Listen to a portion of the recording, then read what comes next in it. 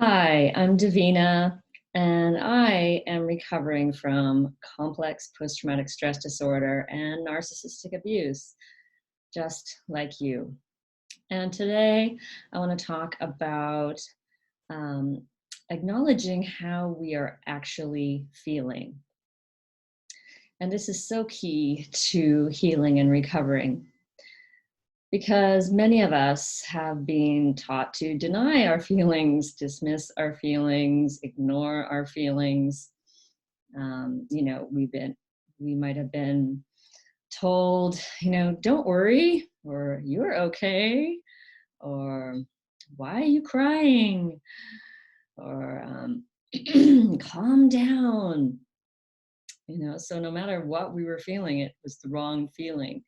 Um, yeah, so we learned to question ourselves. We lost that natural connection that you know just allows feelings to flow, like, oh, I'm feeling scared, right? That's what little children do. They just feel, and they feel their feeling, they feel their anger, whatever it is, and they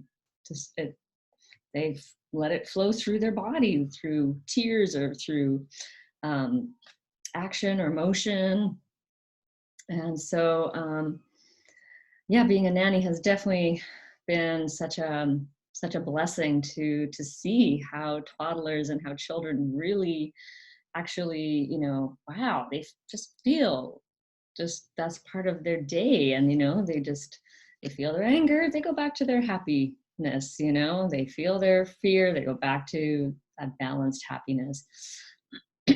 And so, yeah, I thought I'd share with you a few of the things that I know about feeling feelings. And yeah, so one of the things you can do, and probably most importantly, is just to tap into your body, because your body is where you are feeling your feelings. So many of us, at least I know I do it, I'm trying to think about how I'm feeling. How am I feeling today?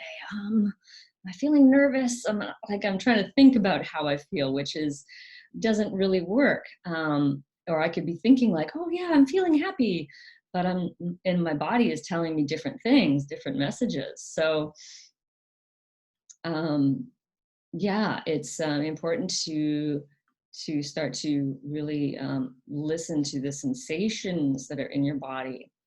And what I normally do is to get grounded is to feel my feet.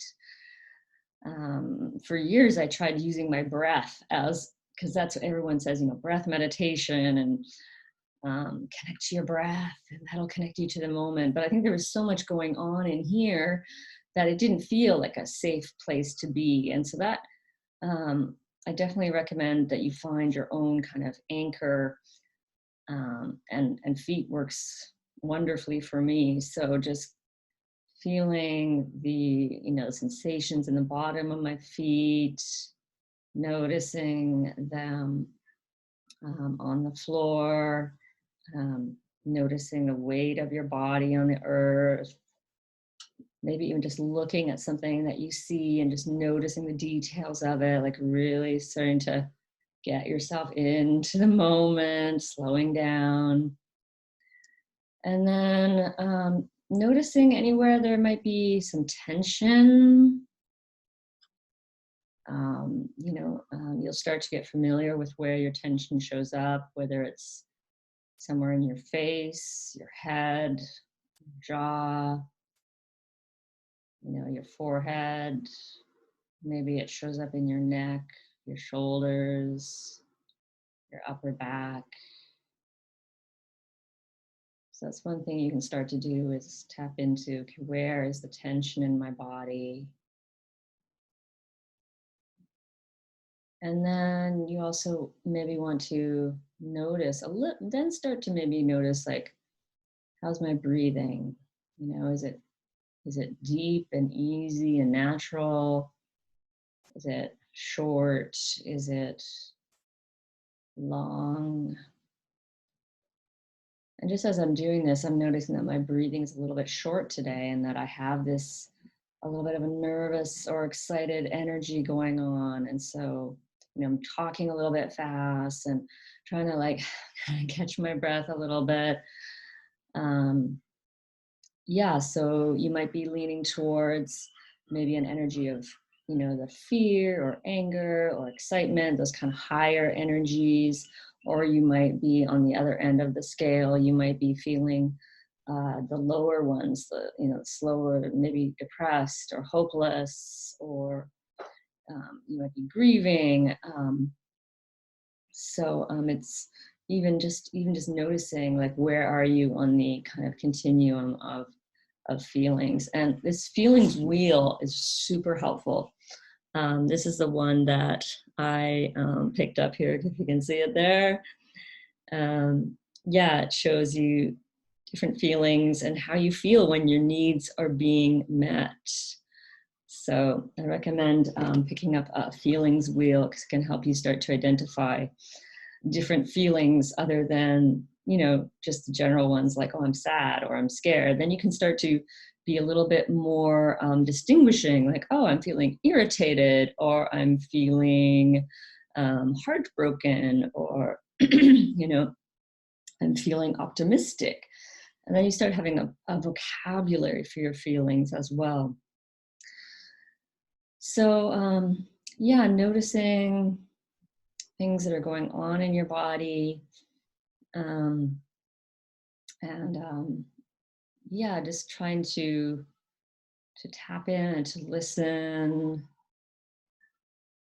and to just, yeah, hear what your body might be saying. What is that tension in your neck maybe telling you? What is, if there's fear, what is that fear? What is that fear saying? Or what is it? What would it say to you?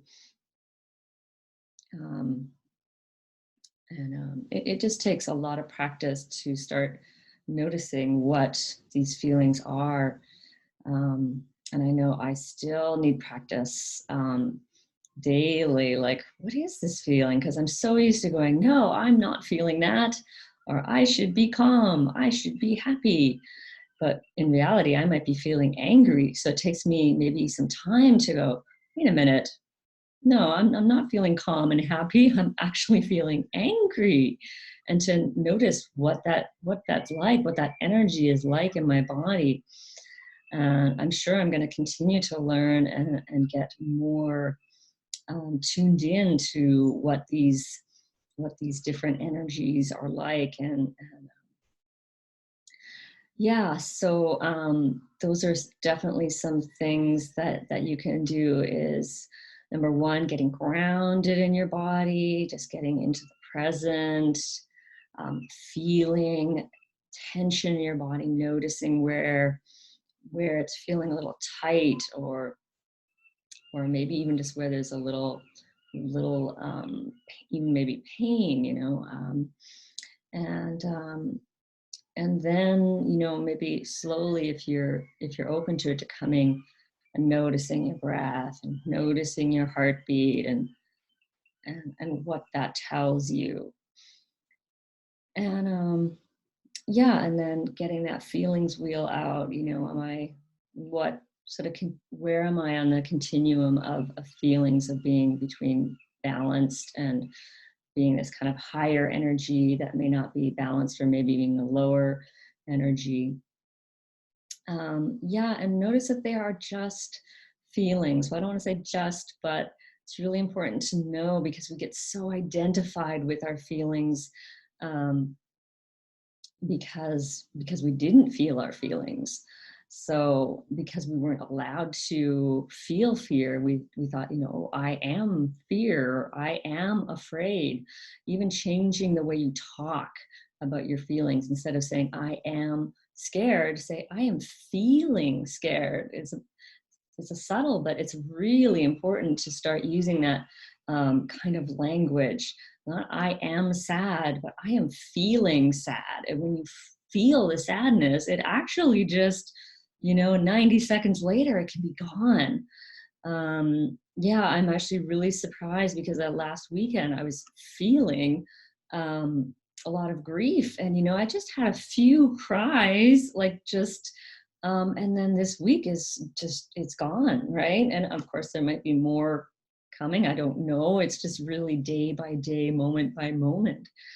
So, yeah, and it just takes practice and practice and practice with this of just allowing. It's really is the key. I mean, that's been the key for my whole healing process, is just allowing. And it takes, yeah, it just takes doing it over and over again to get familiar with it. So yeah, that is what I wanted to share with you today. And as always, I am wishing you many, many blessings on this journey of healing and awakening. And I am Davina Shamaya at Boldness Blooming. Thank you for watching.